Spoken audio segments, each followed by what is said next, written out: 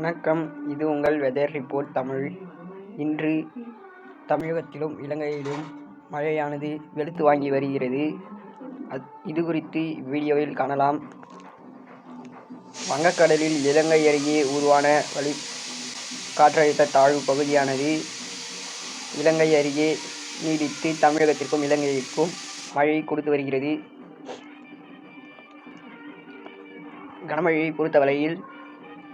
கனமழையை பொறுத்தவரையில் டெல்டா மாவட்டங்கள் மற்றும் வடகடலோர மாவட்டங்களில் கனமழை பெய்யக்கூடும்.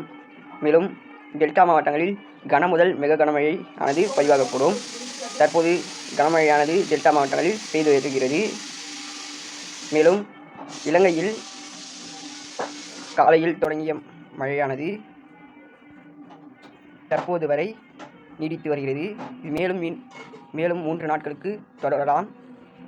அடுத்தடுத்து வரும் காற்றழுத்த தாழ்வு சுழற்சிகள் மற்றும் புயல்களால் இலங்கைக்கும் தமிழகத்திற்கும் மழை அதிகளவில் இருக்கக்கூடும். இது போன்ற தகவல்களுக்கு நமது சேனலை பின்தொடரவும்.